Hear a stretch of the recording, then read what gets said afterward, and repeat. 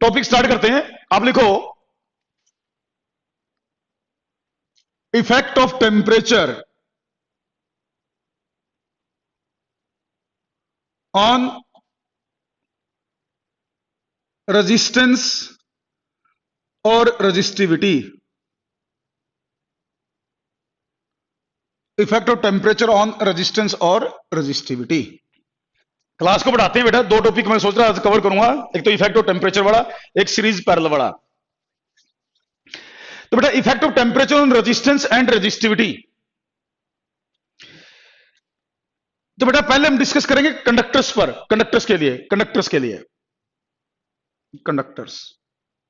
Conductors या metals की बात करेंगे हम, मेटल्स की। देखो कंडक्टर्स या मेटल्स का एक रेजिस्टेंस का फॉर्मूला हमने लिखा था ML/A/N/E² टाउ, ये फॉर्मूला हमने लिखा था।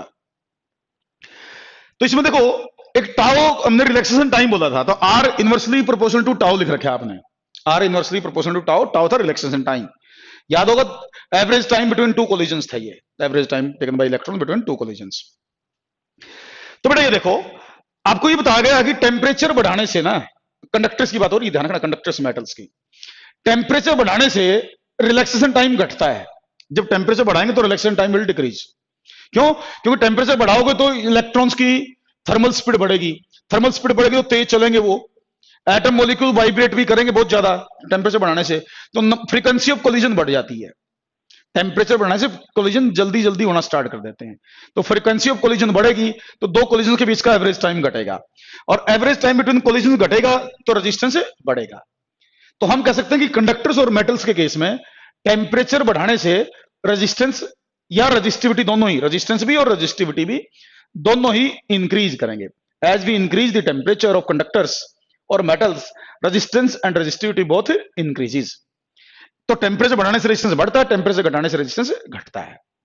ये चीज आपको याद रखनी है मेटल्स और कंडक्टर्स के केस में। क्यों घटता बढ़ता, मैंने रीजन देने की कोशिश की रिलैक्सेशन टाइम के हिसाब से।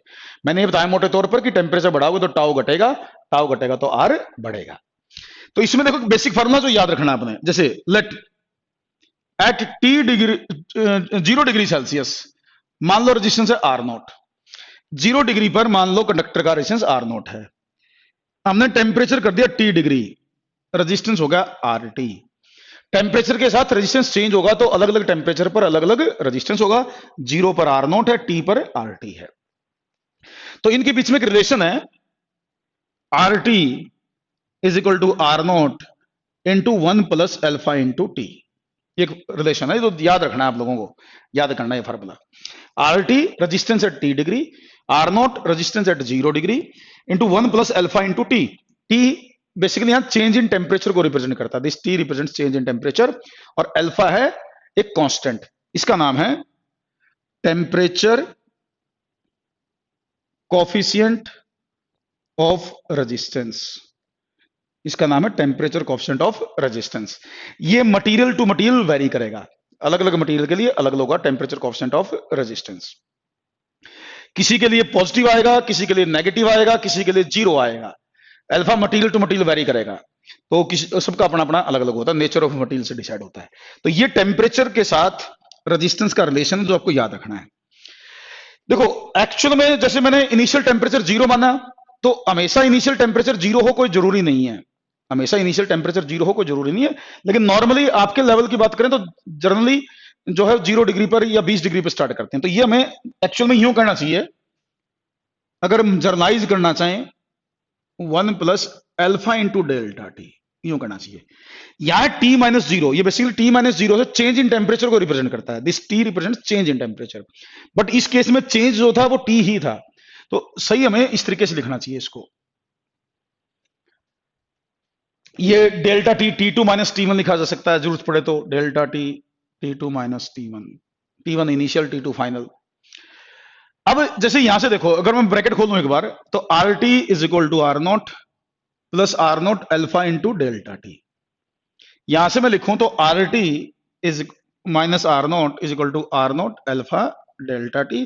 तो अल्फा क्या आया, R T minus R naught over R naught into delta T, ये अल्फा की वैल्यू आ गई। अब ये अल्फा क्या है बेसिकली, ये R T minus R note का मतलब क्या, चेंज इन रेजिस्टेंस। इसको मैं यूं लिख सकता हूं, delta R over R naught into delta T, ये अल्फा लिख सकता हूं। तो यहां से अल्फा की मतलब बेसिक सी चीजें हैं, उसी को हम रिपीट आगे पीछे लिख के चेंज करें जैसी रिक्वायरमेंट हो। तो अल्फा ये क्या है, चेंज इन रेजिस्टेंस। ये क्या है, चेंज इन रेजिस्टेंस। ये क्या है, ओरिजिनल रेजिस्टेंस। ये चेंज इन रेजिस्टेंस है, ये ओरिजिनल रेजिस्टेंस है, ये change in temperature, delta T change in temperature. तो यहां से आप इसकी यूनिट निकाल सकते हैं, अल्फा की यूनिट्स। अल्फा की यूनिट बढ़ेंगी पर डिग्री सेल्सियस, पर डिग्री सेल्सियस या पर केल्विन। आमतौर पर डिग्री सेल्सियस में लिखा मिलेगा आपको अल्फा।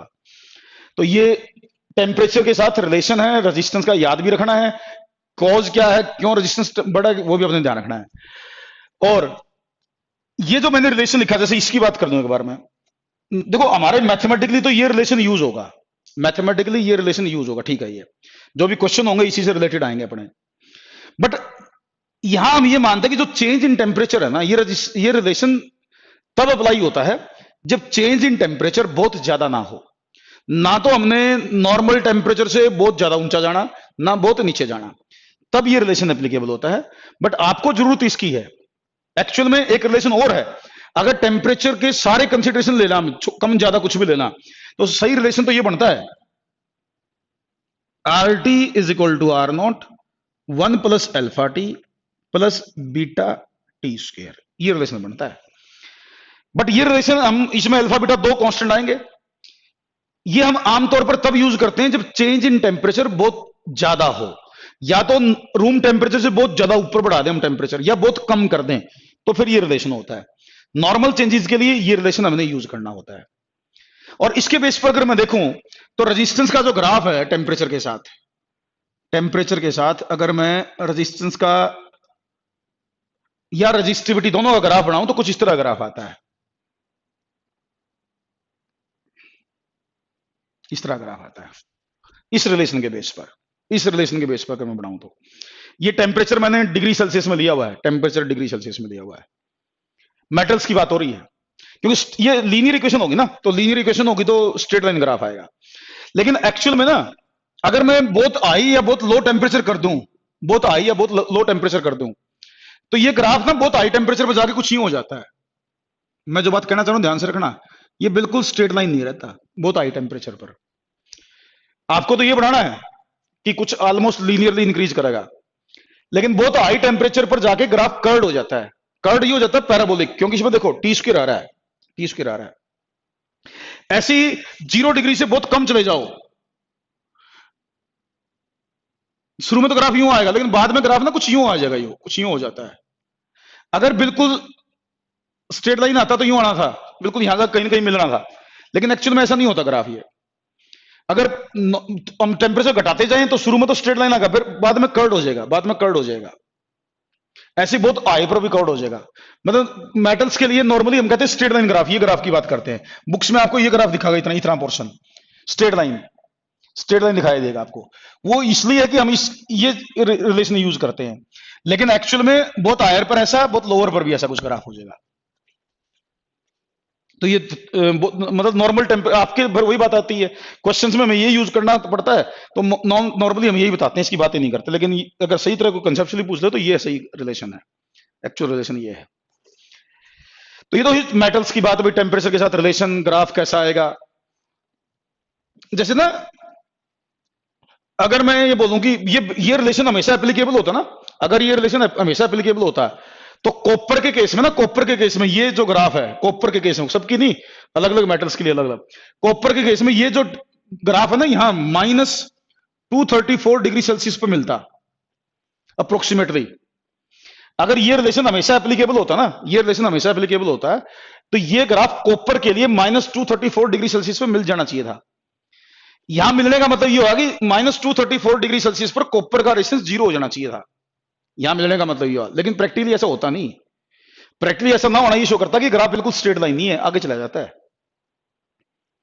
तो इसलिए ये रिलेशन कॉपर के लिए बता रखा है मैंने कि भाई -234 डिग्री में मिलना चाहिए था, अगर ये ग्राफ स्ट्रेट लाइन होता और ये रिलेशन हमेशा एप्लीकेबल होता। तो जैसे मैंने ये रिलेशन रखा है रेजिस्टेंस के लिए, तो रेजिस्टिविटी का भी ये रिलेशन होगा। रेजिस्टिविटी का। अगर रेजिस्टेंस आपने बोला बड़ा है तो रेजिस्टिविटी भी बड़ी है, क्योंकि रेजिस्टेंस देखो क्या होता है resistance, R is equal to rho L by A. तो हम देखो जो टेम्परेचर एक पॉइंट और ध्यान देना है, एक पॉइंट और ध्यान देना, ये अल्फा मैंने क्या बताया, temperature coefficient of resistance, temperature coefficient of resistance. ये अल्फा क्या है, इस अल्फा को बोलेंगे टेम्परेचर कोएफिशिएंट ऑफ रेजिस्टिविटी, इसको बोलेंगे टेम्परेचर कोएफिशिएंट ऑफ रेजिस्टिविटी, यह है टेम्परेचर कोएफिशिएंट ऑफ रेजिस्टेंस। लेकिन फिर वही बात, 12th लेवल पर ये वैल्यू और ये वैल्यू हम इक्वल मान लेते हैं, इक्वल दी होंगी आपको, लेकिन इक्वल होती नहीं, इक्वल मान लेते हैं कह रहा हूं मैं, क्योंकि 12th लेवल पर पता क्या होता है, आप स्पेशल केस पढ़ते हो उसका टेम्परेचर का इफेक्ट का। आप जब भी कोई कंडक्टर लेते हो ना, उसकी लेंथ और एरिया में जो चेंज होता है, लेंथ और एरिया में जो थर्मल एक्सपेंशन वाला कंसेप्ट है ना, वो हम कंसिडर नहीं करते 12th लेवल पर।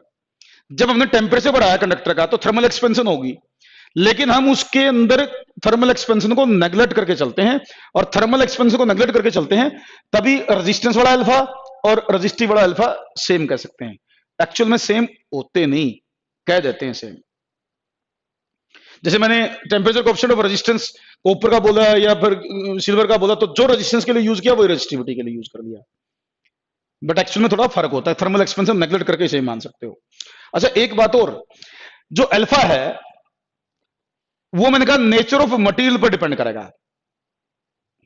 एक्चुअल में अल्फा दो चीजों पर डिपेंड करेगा, नेचर ऑफ मटेरियल पर तो अल्फा डिपेंड करेगा ही करेगा। Alpha will also depends on reference temperature, alpha also depends on reference temperature. Reference का क्या मतलब, मेरा रेफरेंस का मतलब जो इनिशियल टेम्परेचर माना, जैसे मैंने इसमें लिया था इनिशियल 0, तो अल्फा 0 पर निकाला तो अलग आएगा। अगर इनिशियल टेम्परेचर 0 मान के अल्फा निकालते तो अलग आएगा। अगर आप टेम्परेचर 0 के बजाय 10 डिग्री लेके निकालते तो अलग आएगा। ऐसे ही अगर alpha 20 degree, initial temperature 20 degree मान के लेते तो अलग आएगा। अल्फा रेफरेंस टेम्परेचर पर भी डिपेंड करता है। इनिशियल टेम्परेचर जो है ना आपका, 0 डिग्री लिया या 20 डिग्री लिया, उन सब चीजों पर डिपेंड करेगा। तो अल्फा नेचर ऑफ मटेरियल और रेफरेंस टेम्परेचर दोनों पर डिपेंड करता है। फिर लेकिन बात घूम फिर के आती है 12th लेवल पर, ये फिर चीज हम नेग्लेक्ट कर लेते हैं। वरना तो कोई पूछे ना, कंसेप्चुअली पूछ ले, कैलकुलेशन पर्पज के लिए तो चलो नेग्लेक्ट कर लेंगे। यहाँ पे कंसेप्चुअली अल्फा टेम्परेचर जो है रेफरेंस टेम्परेचर, उसके हिसाब से चेंज होता है। आपको जो अल्फा दिया जाता है वो कांस्टेंट अल्फा दिया जाता है, मतलब सॉरी एवरेज अल्फा, बस ये है भी कॉपर का ये है, सिल्वर का ये है। वरना तो कॉपर का 0 डिग्री पर अलग, 10 डिग्री पर अलग, 20 डिग्री पर अलग, 50 डिग्री पर अलग, 40 डिग्री पर अलग, हर टेम्परेचर के लिए अलग होता है अल्फा। आपके लिए कांस्टेंट बोल देते हैं। चलो अब ये तो बेसिक बात हुई, इसकी अल्फा किस चीज पर डिपेंड करेगा, क्या होता है, रेजिस्टिविटी के साथ क्या रिलेशन है। अच्छा रेजिस्टिविटी का एक फॉर्मूला और देख लो। देखो जैसे यहां से मैं लिखूं अल्फा, यहां से मैं अल्फा लिखूं तो ये बना ना, अल्फा क्या बना यहां से, rho T minus rho naught over rho naught into delta T. मैं एक छोटा रिलेशन बताना चाह रहा हूं, थोड़ा सा अलग सा, कई बार एक हो सकता है किसी कंपटीशन क्लास में मिल जाए, बुक वो मिल जाए आपको। क्या मैं इस अल्फा को यूं लिख दूं, इसको लिख दूं डी रो, इसको लिख दूं डी टी। हाँ जी, मैं इसको डी रो लिख रहा हूं, इसको डी टी लिख रहा हूं। तो ये देखो एक बार, यहां से मेरे पास ये बन गया D rho by rho, rho not is equal to alpha D T. इसको मैं इंटीग्रेट कर दूं, इसको मैं इंटीग्रेट कर दूं टी नॉट से टी, टी नॉट से टी, तो यहां से log rho not is equal to alpha T minus T naught, इसका बेस ई। तो यहां से मैं लिख सकता हूं रो नॉट इज इक्वल टू ई की power alpha T minus T naught. एक रिलेशन हो सकता कहीं ये आ जाए, rho naught to rho integration करो, रो नॉट टू रो, फिर आएगा इसका रिलेशन। तो यहां से देखोगे ना, ये आएगा log rho by rho not is equal to alpha T minus T naught. इसको रहने दो, तो यहां से rho is equal to rho naught e की power alpha T minus T naught, ये रिलेशन आएगा। ये जनरल लेना पड़ेगा, रो नॉट नहीं ले सकते, इसको रो लो आप, इसको रो लो, जर्नलाइज करो, जर्नलाइज करो इसको। इसको जर्नलाइज, इसको जर्नलाइज करो भाई, जर्नल केस लो, रो नोट तक स्पेसिफिक वैल्यू हो जाएगी, रो नोट तक। तो सेमीकंडक्टर्स में ना, सेमीकंडक्टर्स में टेम्परेचर के साथ अगर मैं रजिस्टिविटी को ड्रा करूं, रजिस्टिविटी को, तो सेमीकंडक्टर्स के अंदर ऐसा ग्राफ आता है रजिस्टिविटी का। सेमीकंडक्टर्स का भी, इंसुलेटर्स का भी, और इलेक्ट्रोलाइट्स का भी,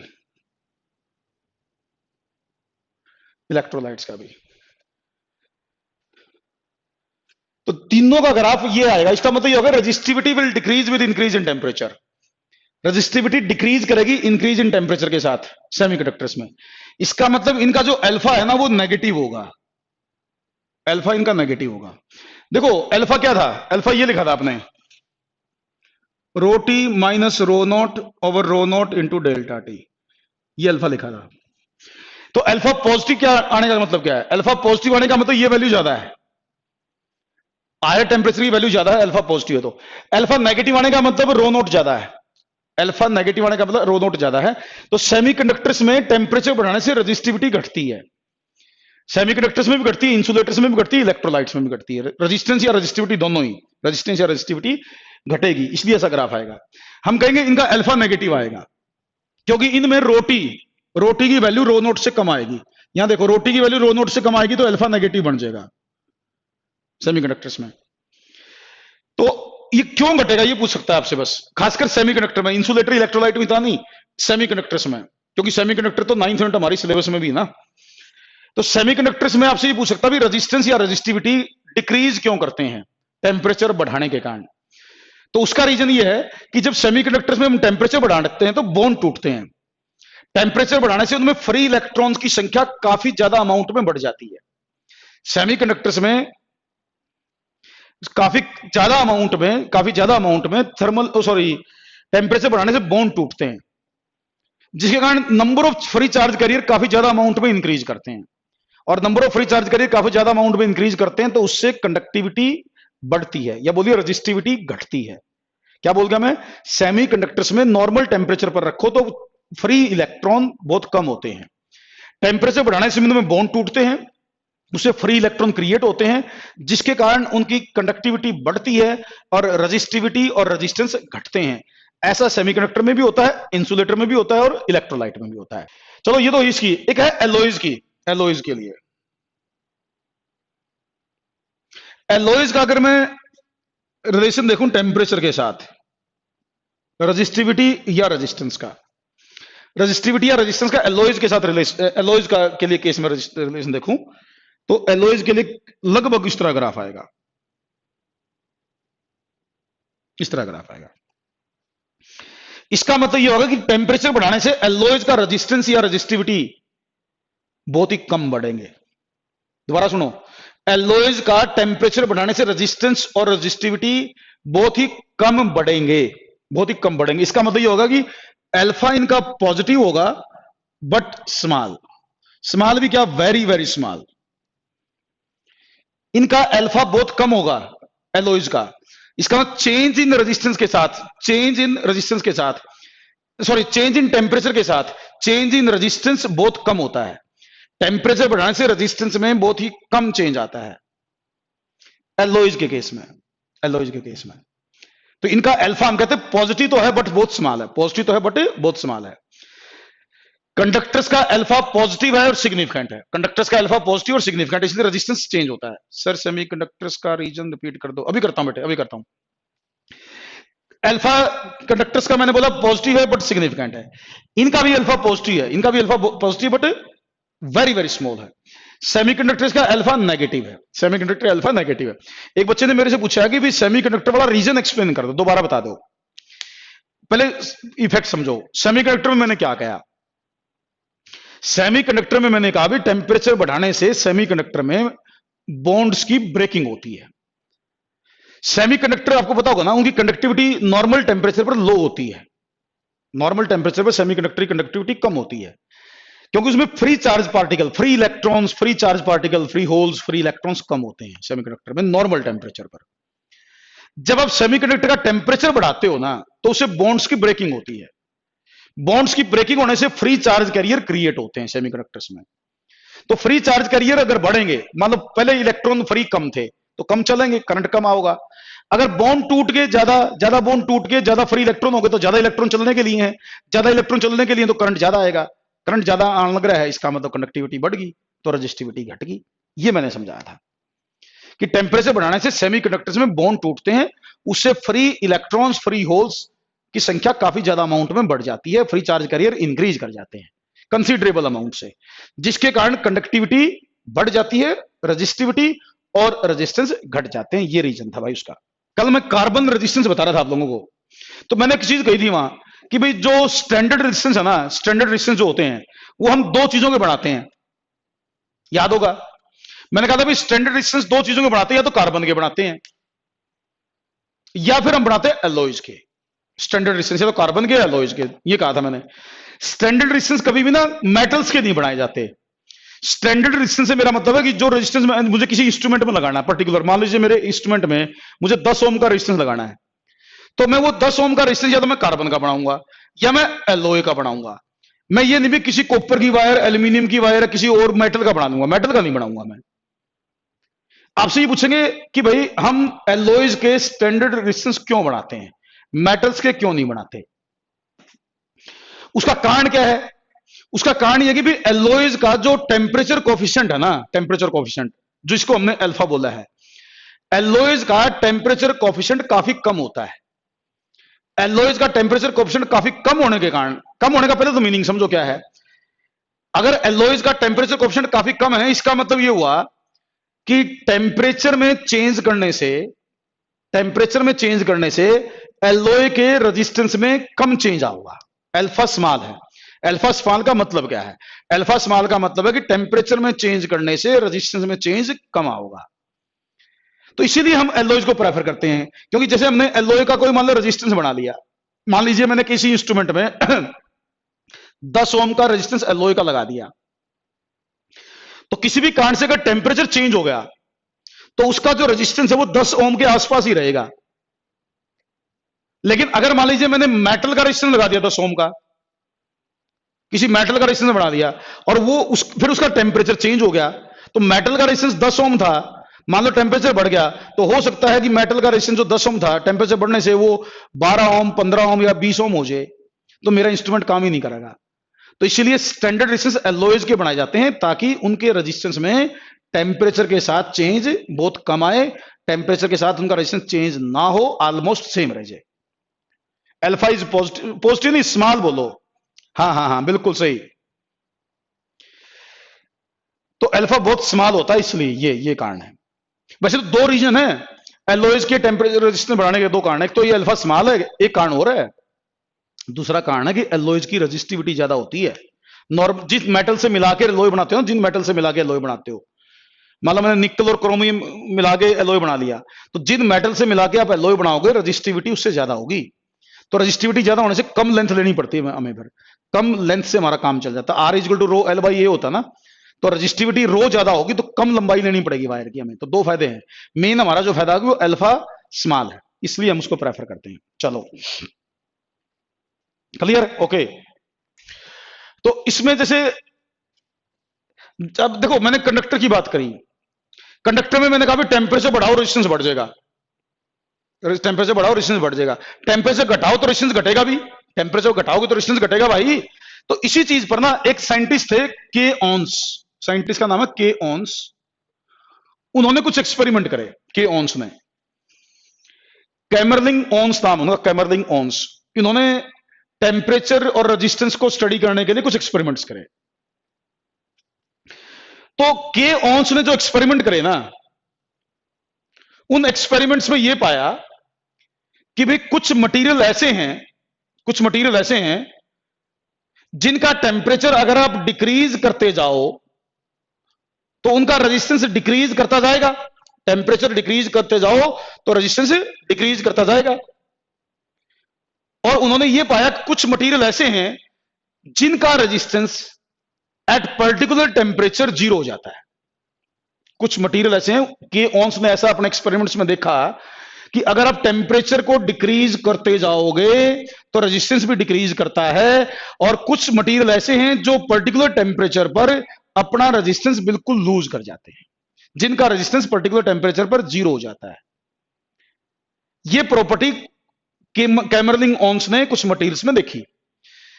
तो यह जो प्रॉपर्टी है जिसके कारण कुछ material at very very low temperatures, ये होता है बहुत कम टेम्परेचर पर ही, आप टेम्परेचर घटाते जाओ घटाते जाओ घटाते जाओ, रेजिस्टेंस भी कम होता जाओगा, और at particular low temperature resistance zero हो जाएगा। जैसे मरकरी का केस है, मरकरी का टेम्परेचर लगभग 4.2 केल्विन पर 4.2 केल्विन पर मरकरी का रेजिस्टेंस जीरो हो जाता है। मरकरी का रेजिस्टेंस जीरो हो जाता है लगभग 4.2 केल्विन पर। तो 4.2 केल्विन है, अगर डिग्री सेल्सियस में देखो तो लगभग -269 हो गया, -269 डिग्री सेल्सियस, लगभग -269 डिग्री सेल्सियस के आसपास। तो इस टेम्परेचर पर मरकरी अपना रेजिस्टेंस लूज कर जाता है। ऐसे और भी मटेरियल हैं, कोई 7 डिग्री पर लूज करे, कोई 8 डिग्री पर लूज करे, जो 8 केल्विन पर, कोई 10 केल्विन पर अपना रेजिस्टेंस लूज कर जाता है। तो टेम्परेचर घटाते जाओ रेजिस्टेंस उनका एक पर्टिकुलर टेम्परेचर पर जीरो हो जाएगा। जिस टेम्परेचर पर रेजिस्टेंस जीरो हो जाएगा उसको बोलते हैं क्रिटिकल टेम्परेचर, उसको बोलते हैं क्रिटिकल टेम्परेचर या ट्रांजिशन टेम्परेचर। जिस टेम्परेचर पर कोई मटेरियल अपना रेजिस्टेंस लूज करेगा उसको क्रिटिकल टेम्परेचर या ट्रांजिशन टेम्परेचर बोला जाएगा। ये मटेरियल टू मटेरियल अलग अलग होगा। मैंने मरकरी का एग्जांपल लेके 4.2 केल्विन लिख रखा है, किसी का लेड का शायद 8 केल्विन के आसपास है, तो मटेरियल टू मटेरियल वेरी करेगा। रेजिस्टेंस लूज करेगा मतलब रेजिस्टेंस खत्म हो जाएगा, रेजिस्टेंस जीरो हो जाएगा। और फिर जब किसी कंडक्टर का रेजिस्टेंस जीरो हो जाए, किसी मटेरियल का रेजिस्टेंस जीरो हो जाए, तो उसको बोलते हैं सुपर कंडक्टर, उसको बोलते हैं सुपर कंडक्टर, सुपर कंडक्टर। तो जब उसका रेजिस्टेंस जीरो हो जाता है तो हम कहते हैं वो सुपर कंडक्टर बन गया, सुपर कंडक्टर बन गया, उसका रेजिस्टेंस जीरो हो गया। और अगर कोई सुपर कंडक्टर है ना, अगर कोई सुपर कंडक्टर है तो उसमें आप करंट चला दो, एक बार करंट स्टार्ट कर दो, बैटरी लगा कर करंट चला दो, तो वो करंट लगातार चलता रहेगा, रेजिस्टेंस तो खत्म होगा उसका। तो एक बार करंट चला दिया, उसके बाद बैटरी या सेल हटा भी दी ना, तो करंट अपने आप चलता रहेगा उसके अंदर। तो ऐसे मटेरियल को फिर हम कहते हैं जिसका रेजिस्टेंस जीरो होगा, तो सुपर कंडक्टर। और ये जो प्रॉपर्टी है, ये जो प्रॉपर्टी है ना, जिसके कारण कुछ मटेरियल अपना रेजिस्टेंस लूज कर जाते हैं एट लो टेम्परेचर्स, जिस प्रॉपर्टी के कारण मटेरियल अपना रेजिस्टेंस लूज कर जाते हैं एट लो टेम्परेचर्स, ये होता लो टेम्परेचर पर है, जो 4.2 केल्विन बोला, ऐसे ही इसके आसपास ही कोई 8-10 केल्विन के पर। इस प्रॉपर्टी को बोलते हैं super conductivity, super conductivity, super conductivity, super conductivity. तो प्रैक्टिकली रेजिस्टेंस देखो, एक बच्चे ने पूछा कि करंट एक बार चला दे तो सारी जिंदगी चलता रहेगा, लेकिन प्रैक्टिकली किसी का रेजिस्टेंस जीरो होता नहीं, हम मान लेते हैं, जीरो मान लेते हैं। चलो, ये सुपर कंडक्टर कंडक्टर। अब एक बच्चे ने पूछा था मेरे से कि भाई ये बताओ कि टेम्परेचर कोएफिशिएंट किसका जीरो होता है, तो बेटा सुपर कंडक्टर्स का टेम्परेचर कोएफिशिएंट जीरो होता है, सुपर कंडक्टर्स का टेम्परेचर कोएफिशिएंट जीरो होता है, सुपर कंडक्टर्स का। लिख लो, ये temperature coefficient of super conductors is zero. और सुपर कंडक्टर्स का अगर मैं रेजिस्टिविटी का ग्राफ बनाऊं ना टेम्परेचर के साथ केल्विन स्केल पर, केल्विन स्केल पर, तो इनका ग्राफ कुछ इस तरह का आता है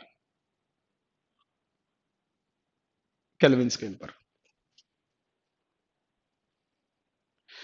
superconductivity is that property, हाँ कैसे, और क्या, मेरे बारे में तो मुझे पता ही है बेटा, मेरे बारे में तो पता ही है। Superconductivity is that property due to which a material loses its resistance at very low temperature। Superconductivity वो प्रॉपर्टी है जिसके कारण कोई मटेरियल अपना रेजिस्टेंस लूज कर जाता है, जिसके कारण उसका रेजिस्टेंस जीरो हो जाता है एट वेरी लो टेम्परेचर। बेटा जीरो रहेगा, इससे कम पर रेजिस्टेंस जीरो रहेगा। जैसे ये 0 केल्विन है, ये मान लो 4.2 केल्विन है, तो इससे कम कितना ही कर दो, इससे कम कितना ही कर दो, रेजिस्टेंस विल रिमेन जीरो। अरे तभी तो अल्फा जीरो होना। सुनो मैं बताता हूं, सुनो मेरी पूरी बात को सुनो, पूरी बात को सुनो। इनका अल्फा जीरो क्यों आया? अल्फा क्या था? अल्फा को समझो, अल्फा क्या था? अल्फा था delta R by R naught into delta T. तो इनका डेल्टा आर हमेशा जीरो रहेगा। सुपर कंडक्टर का मतलब क्या है? सुपर कंडक्टर का मतलब जिसका रेजिस्टेंस जीरो हो। और रेजिस्टेंस जीरो कब तक रहेगा? जब तक टेम्परेचर ट्रांजिशन से कम है। ट्रांजिशन से कम है तब तक सुपर कंडक्टर है। तो ट्रांजिशन से कम है तो सुपर कंडक्टर है। तो ट्रांजिशन के ऊपर करते ही वो कंडक्टर बन गया, ट्रांजिशन से ऊपर करते ही वो कंडक्टर बन गया, क्योंकि उसका रेजिस्टेंस हो गया। ट्रांजिशन के बराबर कर दो, सुपर कंडक्टर बन गया। उससे ज्यादा कर दो तो फिर वो कंडक्टर बन गया। तो इनका अल्फा जीरो इसलिए है कि जीरो से लेकर ट्रांजिशन तक हमेशा रेजिस्टेंस जीरो रहना है। आप जैसे 0 केल्विन पे भी जीरो है, 1 केल्विन पे भी जीरो है, 2 केल्विन पे भी जीरो है, 3 केल्विन पे भी जीरो है, 4.2 केल्विन पे भी जीरो है। 4.2 तो बढ़ाऊंगा फिर बढ़ेगा टेम्परेचर रेजिस्टेंस। तो इसलिए इनका अल्फा जीरो है। इनके रेजिस्टेंस में चेंज ही नहीं आता। जब तक कोई सुपर कंडक्टर, ये हमेशा नहीं बोलोगे सुपर कंडक्टर, तब तक बोलोगे जब तक टेम्परेचर ट्रांजिशन से कम है। ये नहीं कि हम एक बार किसी भी टेम्परेचर पर सुपर कंडक्टर बोल देंगे। ट्रांजिशन से कम है, जब उसका रेजिस्टेंस जीरो हो गया है तो उसके लिए डेल्टा आर जीरो ही आएगा आपका। तो इसलिए अल्फा इनका जीरो है, इसलिए इनका अल्फा जीरो है। ये समझा रखा भाई कि पहले तो इससे ऊपर टेम्परेचर रेजिस्टेंस घट रहा है, इस पर आते ही जीरो हो गया, इस पर आते ही जीरो हो गया। इससे नीचे टेम्परेचर है तो जीरो ही रहेगा। तो ये ग्राफ इस तरह का रहेगा सुपर कंडक्टर्स का। अब देखो एक क्वेश्चन ये बनता है कि फिर रेजिस्टेंस जीरो क्यों हो गया? आपको मैंने बताया था कि what is the cause of resistance. Resistance लगता क्यों है? देखो जब कोई मटेरियल है उसमें करंट पास करोगे तो रेजिस्टेंस लगाएगा। वो आपसे क्वेश्चन पूछेगा रेजिस्टेंस क्यों लगाएगा, what is the cause of resistance. Resistance का कॉज क्या है बेटा? रेजिस्टेंस का कॉज था कोलिजन ऑफ इलेक्ट्रॉन्स। रेजिस्टेंस का कॉज क्या था? कॉज आपसे कोई पूछेगा रेजिस्टेंस क्यों लगा, बेटा जब किसी कंडक्टर में इलेक्ट्रॉन चलते हैं ना तो उसमें कोलिजन होते हैं इलेक्ट्रॉन्स के। कोलिजन के कारण इलेक्ट्रॉन की मोशन अपोज होती थी। कोलिजन के कारण इलेक्ट्रॉन की मोशन अपोज होती थी, और इलेक्ट्रॉन की मोशन अपोज होगी, उसी को रेजिस्टेंस बोलेंगे हम। तो रेजिस्टेंस का कॉज क्या था? Collision of electron with the atoms और आयंस और विद ईच अदर। तो आपसे ये पूछते हैं, अब आपसे क्वेश्चन ये पूछता कि भाई why the resistance becomes zero at low temperatures. तो लो टेम्परेचर पर रेजिस्टेंस जीरो क्यों हो गया? ये सुनने वाली बात है, थोड़ा ध्यान देना। उसके लिए पहले आपको ये समझना पड़ेगा कॉज ऑफ रेजिस्टेंस क्या है। कॉज ऑफ रेजिस्टेंस क्या है? Collision of the electron with the atoms और आयंस। विद द एटम्स और आयंस जो कोलिजन होते हैं वो कॉज है। लो टेम्परेचर पर रेजिस्टेंस जीरो होने का कारण समझो। ये कारण के पीछे थ्योरी है। वो थ्योरी दी के ओन्स ने, कैमरलिन ओन्स ने थ्योरी दी। थ्योरी है, ये ध्यान रखनी होती है भाई, थ्योरी का कोई रीजन नहीं होता। तो बेटा उसको आप यूं समझाओगे कि रेजिस्टेंस जीरो क्यों हुआ। आप उसके लिए क्या रीजन दोगे ना, आप ये बताओगे कि भाई कोई भी मेटल, जैसे मेरे पास ये मेटल है, मान लो ये मेटल का टुकड़ा होता, तो नॉर्मल टेम्परेचर पर अगर मैं इसको रखूं नॉर्मल टेम्परेचर पर, तो इसमें जितने भी फ्री इलेक्ट्रॉन है ना, जितने भी फ्री इलेक्ट्रॉन है सारे के सारे इंडिपेंडेंट है, एक दूसरे के साथ उनका कोई रिलेशन नहीं होता। सारे इलेक्ट्रॉन रैंडमली चलते, कोई किधर कोई किधर कोई किधर कोई किधर, अपने आप अकेले अकेले, मतलब कोई दूसरे से कोई रिलेशन नहीं, कोई कौन किधर जा रहा है नॉर्मल टेम्परेचर पर। लेकिन वेरी वेरी लो टेम्परेचर जब हम किसी कंडक्टर का कर देते हैं तो कैमरलिन ओन्स ने थ्योरी दी। वो थ्योरी क्या कहती है? सुपर कंडक्टिविटी की जो थ्योरी है उसके अकॉर्डिंग हम ये मानते हैं, ये इसका रीजन नहीं है, थ्योरी है तो याद रखना होता है। तो हम ये मानते हैं कि जब हम किसी कंडक्टर का टेम्परेचर बहुत कम कर देते हैं, किसी कंडक्टर का टेम्परेचर बहुत कम कर देते हैं, तो at very very low temperatures conductor के अंदर जो फ्री इलेक्ट्रॉन्स है ना, मैं ये कह रहा था कि कैमरलिन ओन्स ने एक थ्योरी दी। उस थ्योरी के अकॉर्डिंग उन्होंने क्या कहा? उस थ्योरी के अकॉर्डिंग उन्होंने कहा कि जब हम किसी कंडक्टर का, किसी मटेरियल का टेम्परेचर बहुत कम कर देते हैं तो उसमें जो फ्री इलेक्ट्रॉन है ना, उसमें जो फ्री इलेक्ट्रॉन है, वो फ्री इलेक्ट्रॉन बहुत सारे इलेक्ट्रॉन मिलकर एक ग्रुप बना लेते हैं। बहुत सारे इलेक्ट्रॉन मिलकर एक ग्रुप बना लेते हैं। तो उसमें होता क्या कि at very very very low temperature, at very very low temperature, मैं ये कह रहा था बहुत सारे इलेक्ट्रॉन मिलकर एक ग्रुप बना लेते हैं और इकट्ठे चलते हैं फिर वो सारे इलेक्ट्रॉन्स। उसको कहते हैं कोहेरेंट ग्रुप्स बन जाते हैं, कोहेरेंट ग्रुप्स बन जाते हैं, एक जैसे इलेक्ट्रॉन मिलकर ग्रुप्स बना लेते हैं। थ्योरी है ये। और जब बहुत सारे इलेक्ट्रॉन ग्रुप में इकट्ठे चलते हैं तो उनके रास्ते में जब कोई एटम या आयन आता है, उनके रास्ते में कोई एटम या आयन आता है, उससे वो इलेक्ट्रॉन टकराते हैं। तो जब वो एटम्स या आयंस इकट्ठे ग्रुप में किसी चीज से टकराएंगे तो कोलिजन के कारण उनकी मोशन पर कोई इफेक्ट नहीं पड़ेगा। वो कोलिजन उनकी मोशन को अपोज नहीं कर पाएगा क्योंकि बहुत सारे इलेक्ट्रॉन इकट्ठे आए, जिसके कारण उनकी मोशन अपोज नहीं होगी, और मोशन अपोज नहीं होगी तो रेजिस्टेंस नहीं लगेगा। तो क्या समझे आप? इसको हम क्या कहते हैं? इसको, इस थ्योरी को एक दो लाइन में कहना हो ना, दो लाइन में एक मतलब सिंपल वर्ड में समझाना हो तो आप ये कहोगे कि at very very low temperature, at very very low temperatures electrons के इफेक्टिव कोलिजन नहीं होते। इफेक्टिव कोलिजन नहीं, कुछ बच्चे बोलते हैं, कुछ बुक्स में लिखा होता कोलिजन नहीं होते। ऐसा नहीं है कि कोलिजन नहीं हो, कोलिजन तो होंगे, बट इफेक्टिव कोलिजन नहीं होंगे। इफेक्टिव कोलिजन का मतलब ऐसे कोलिजन जिनके कारण इलेक्ट्रॉन की मोशन अपोज हो पाए। इसलिए इलेक्ट्रॉन की मोशन अपोज नहीं होती तो रेजिस्टेंस नहीं लगता। और अपोज क्यों नहीं हो पाती? क्योंकि कोहेरेंट ग्रुप्स में इलेक्ट्रॉन चलते हैं, और कोहेरेंट ग्रुप्स में इलेक्ट्रॉन चलते हैं तो इकट्ठे इलेक्ट्रॉन जब टकराते हैं तो उनकी मोशन अपोज नहीं कर पाता कोई एटम या आयन, इसलिए रेजिस्टेंस जीरो हो जाता है। ये थ्योरी है। कोहेरेंट ग्रुप, कोहेरेंट ग्रुप्स कहते हैं भाई, ग्रुप्स बोलो। ग्रुप मोशन का कोई नाम नहीं अपने फिजिक्स में, कुछ नहीं कहना अपने ग्रुप मोशन का नाम। आप बोलो ग्रुप्स में इलेक्ट्रॉन चलते हैं, अरे वही बात ना, एकता में शक्ति है, एकता में शक्ति है, एकता में शक्ति है भाई, यही मतलब इसका और कुछ नहीं है। एक इलेक्ट्रॉन टकराएगा तो एटम थप्पड़ मारेगा, उसको मोड़ देगा उसने। बहुत सारे इलेक्ट्रॉन इकट्ठे टकराएंगे तो एटम कुछ नहीं कर पाओगा, इलेक्ट्रॉन चलते जाओगे, ये मतलब है इसका और कुछ नहीं है। जैसे अब मेरे पास एक फॉर्मूला आया था, R T is equal to R naught 1 plus alpha into T. इसकी बात कर लेता हूं अखबार में, इस पर कुछ क्वेश्चंस आते हैं। ये आर नोट क्या था? आर नोट था resistance at 0 degree Celsius. R naught resistance at 0 degree Celsius. R T क्या था? Resistance at T degree Celsius. तो एक एग्जांपल लेता हूं मैं जैसे मान लो मैं कंडक्टर का रेजिस्टेंस डबल करना चाहता हूं। मान ले एक कंडक्टर है, उसका रेजिस्टेंस 0 डिग्री पर, ये कंडक्टर है, इसका रेजिस्टेंस एट 0 डिग्री सेल्सियस मान लो आर नोट है। मैं इसका रेजिस्टेंस डबल करना चाहता हूं रेजिस्टेंस। तो आपसे पूछेगा भी इसका टेम्परेचर कितना करें। शुरू में कोई रेजिस्टेंस है 0 पर, हम उसको डबल करना चाहते हैं, तो what should be the value of temperature. तो इसमें भरकर देख लो, 2 R naught is equal to R naught 1 plus alpha into T, गया R naught 2, 1 plus alpha T, तो अल्फा टी हो गया 1 और टी हो गया 1 बाय अल्फा। ये है पॉइंट याद करने वाला। आगे तो T is equal to 1 by alpha जो है ना, इसका मीनिंग क्या हुआ? अब देखो, ये अल्फा नेचर ऑफ मटेरियल पर डिपेंड करेगा, मटेरियल टू मटेरियल वेरी करेगा। जैसे मान लो किसी मटेरियल का अल्फा 0.004 पर डिग्री सेल्सियस है, मान लो किसी का अल्फा 0.004 पर डिग्री सेल्सियस है, उसके लिए ये टी कितना आया 1/004, मतलब 1000/4, 250 आया, डिग्री सेल्सियस में है ये, ध्यान रखना। इसका मीनिंग ये निकला। अब इसकी कंसेप्चुअली बात क्या है? देखो, इसकी कंसेप्चुअली बात ये है कि जैसे मान लीजिए मेरे पास एक ही मटेरियल के दो रेजिस्टेंस हैं, सेम मटेरियल के दो रेजिस्टेंस हैं, सेम मटेरियल के दो रेजिस्टेंस हैं, सेम मटेरियल, इसका भी अल्फा सेम, इसका भी अल्फा वही।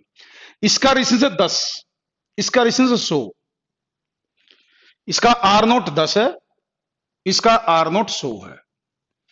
मीनिंग समझो इसका, जो मैंने इसका मीनिंग क्या है। अब देखो, ये इसका रेजिस्टेंस मैं 10 से 20 करना चाहता हूं, इसका रेजिस्टेंस मैं 10 से 20 करना चाहता हूं, इसका रेजिस्टेंस मैं 100 से 200 करना चाहता हूं। मैं इसका रेजिस्टेंस भी डबल करना चाहता हूं, इसका रेजिस्टेंस भी डबल करना चाहता हूं।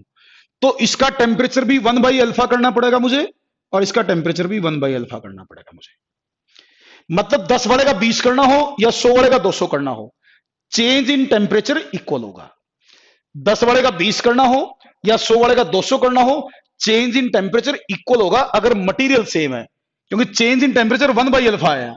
चाहे वो 10 से 20 कर लो, चाहे 100 से 200 कर लो, चाहे 1000 से 2000 कर लो, change in temperature will be same. ये है इसमें बताने वाली बात, जो ध्यान रखनी। क्वेश्चन आया हुआ इस पर 2 बार। मैंने तो डबल का आंसर कुछ पूछा, एक बार डबल का आया, एक बार ट्रिपल का आया, एक बार डबल का आया, एक बार ट्रिपल का आया। तो ट्रिपल वाला करना हो तो आर टी 3 टाइम्स करना हो तो 3 टाइम्स लिख लो भाई, उसमें क्या दिक्कत है। तो 3 R naught is equal to R naught 1 plus alpha into T. तो यहां से टी कितना हो जाएगा 1/2 अल्फा हो जाएगा, 1/2 अल्फा ही बनता होगा टी की वैल्यू। अगर ट्रिपल करना हो तो इस तरह क्वेश्चन पूछे जाते हैं भाई, एक ही मटेरियल के अलग अलग कंडक्टर हैं, एक ही मटेरियल के अलग अलग कंडक्टर हैं, सबका रेजिस्टेंस डबल करना है या सबका रेजिस्टेंस ट्रिपल करना है, तो सबके अंदर जो चेंज इन टेम्परेचर है उसके बारे में पूछा जाता है। तो इस तरह के क्वेश्चंस बनेंगे वो 1 बाई अल्फा, या ट्रिपल करना तो 1/2 अल्फा। तो चेंज इन टेम्परेचर इक्वल होंगे, चाहे 10 वाले का 20 किया, चाहे 100 वाले का 200 किया। वैल्यू बेस्ड क्वेश्चन लेता हूं। जैसे मान लो एट 0 डिग्री सेल्सियस रेजिस्टेंस 10 ओम है, 0 डिग्री सेल्सियस पर रेजिस्टेंस 10 ओम है। एट 30 डिग्री सेल्सियस मान लो रेजिस्टेंस 10.5 होगा। 0 डिग्री पर 10 था। अब देखो ये पूछ रहा है भाई 0 डिग्री पर 10 है, 30 डिग्री पर 10.5 है, तो ये पूछ रहा है what is the value of temperature coefficient. What is the value of temperature coefficient. Clear है? ओके।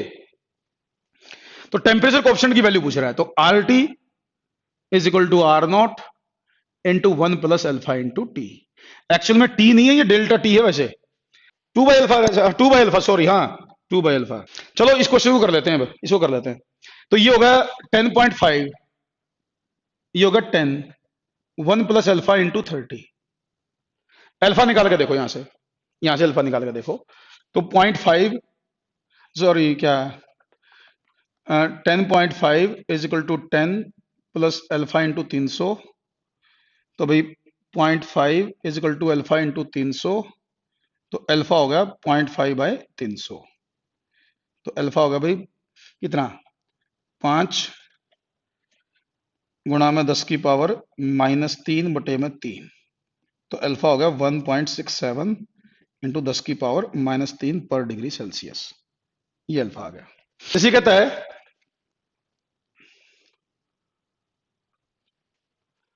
ये कहता है भाई एट 0 डिग्री सेल्सियस रेजिस्टेंस है 20 ओम, 20 ओम, 0 डिग्री सेल्सियस पर रेजिस्टेंस 20 ओम है।